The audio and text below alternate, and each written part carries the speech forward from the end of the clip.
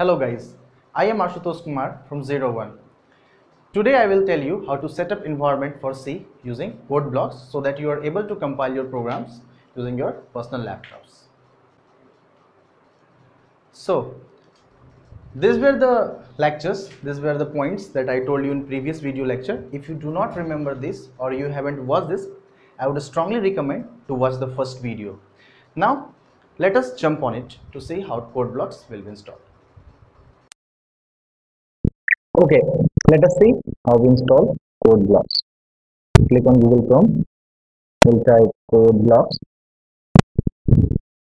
Click on this link www.codeblocks.org.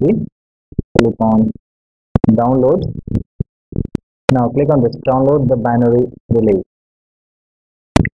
Okay, so we will download this one, Codeblocks 16.01 mingw setup.exe. We want to download this one. We do not download Codeblocks 16.01 setup.exe, else you will not be able to compile your program. If you download this and install this one, you have to externally download mingw setup and then you have to associate with this Codeblocks. So we will download this one, Codeblocks 16.01 mingw setup.exe. We will click on sourceforce.net or focus. I'm clicking on this one. So our download will begin very shortly.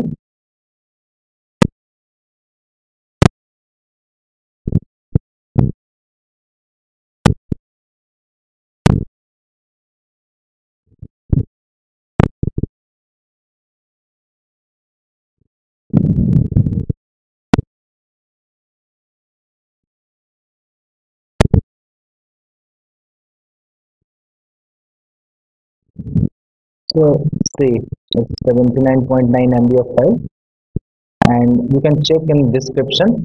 We have mentioned the link, so you can click directly there to download this one. Now I've already downloaded this one for you to save the time. So let's go there. So this is where I have downloaded Codeblocks mingw. Double click on this. Yes. Next, agree. Install full, all plugins full. Next, install.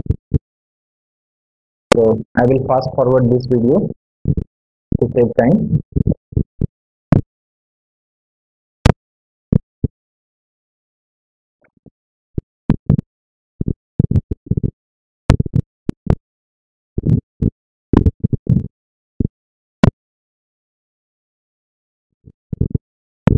Do you want to run Codeblocks now? You can click on yes or no. Right click on no.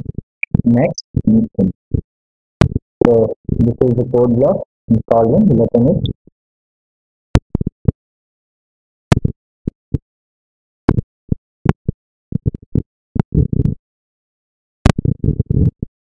So we will click on file, new, empty file. File, new, empty file. So we have to write as include. Let's see our first program here. Void name,